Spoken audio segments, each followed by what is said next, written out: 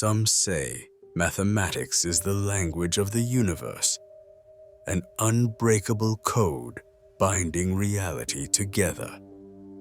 But what if breaking the code isn't about solving it, but surviving it? Have you ever felt unseen eyes watching you in the dark? Welcome to Nightfall Crypt, where shadows whisper, the unknown lingers, and every story is waiting for you to listen, if you dare. It was supposed to be just another fun pie day at Westville High School. Mr. Avery, the quirky but adored mathematics teacher, had decorated room 314 with circular pies, streamers, and colorful banners bearing the infinite digits of pi. The students, members of the math club, laughed and joked, each eagerly awaiting the 3:14 p.m. countdown, the highlight of their annual celebration.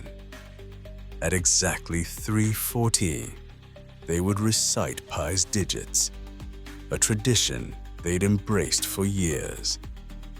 This year, however, was special. Mr. Avery had discovered an old, mysterious mathematics journal from the early 1900s, containing intriguing theories and puzzles. "Listen up, everyone," Mr. Avery announced enthusiastically, holding up the leather-bound journal. "I've found an extraordinary pi sequence, claimed to unlock something astonishing. Let's recite this one together." Excitement buzzed through the room. The students gathered around the chalkboard as Mr. Avery began writing the numbers meticulously. The sequence was intricate, hypnotizing, different from any they had ever seen. As the clock hit 3:14 p.m. precisely, voices filled the room, reciting the numbers together. The air thickened. A strange, static electricity tingled on their skin. With each number spoken, the fluorescent lights flickered, then popped violently, plunging the classroom into darkness. "It's just a power outage," Mr. Avery said nervously. But the room grew cold, breath visible in icy puffs. A hum began softly, escalating into a deafening vibration. In the chalk dust and shadow, numbers began appearing spontaneously, on walls, desks, even their skin, burning as they emerged. Panic surged among the students as they frantically tried wiping the digits away, only to watch in horror as their efforts smeared blood-red numerals across their hands. "Make it stop!" screamed Amy, clutching her arm. "They're carving into me!" The doors slammed shut violently, refusing to open despite frantic pounding. Windows rattled, yet wouldn't break, as though reality itself sealed them in. From the corner, shadows swirled and elongated, coalescing into a grotesque form, an impossible entity made from shifting numeric shapes. Its eyes opened, endless spirals spinning infinitely. "You have awoken me," it rasped, its voice a cacophony of whispers and screams. "I am infinite." Students huddled, terror-stricken, as the numeric being glided toward them. Mr. Avery stepped protectively in front, shaking uncontrollably. "Who?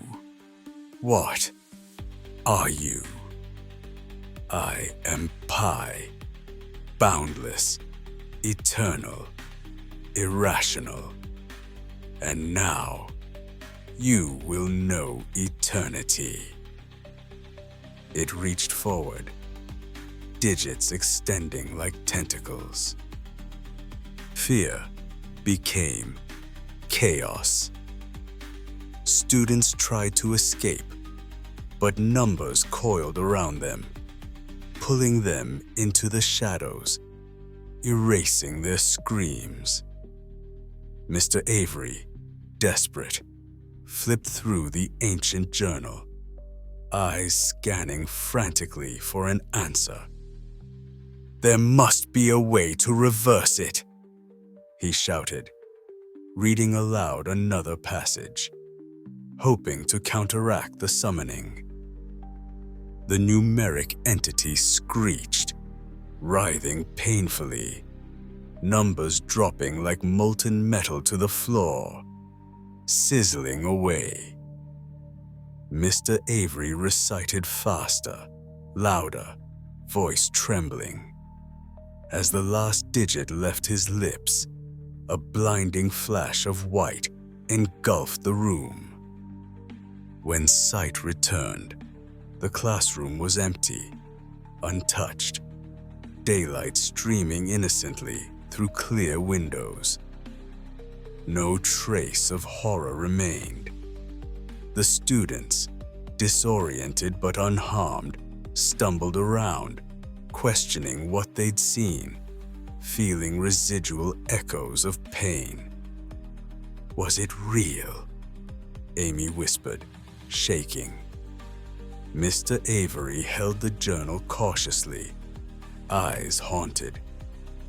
Maybe mathematics has mysteries we were never meant to unlock. Days later, students debated fiercely in hushed voices around Westville High. Rumors spread rapidly. A hallucination, a gas leak, a prank. Yet, in the privacy of room 314, Mr. Avery stared at his journal, fingers tracing faint burns, a residue from numbers that shouldn't exist. Had they truly summoned something infinite, or was it merely collective madness, a nightmare from a number too powerful to comprehend? And so, the shadows stretch further, and the mystery only deepens. But this is far from the end. It's merely the beginning. What lingers beyond the door? Who is whispering your name? And what is that shifting in the corner of your eye? The answers await in the next chapter of these chilling tales. Subscribe to Nightfall Crypt and hit the notification bell, because the crypt's secrets are endless and the darkness never sleeps. Until next time, stay in the light if you can.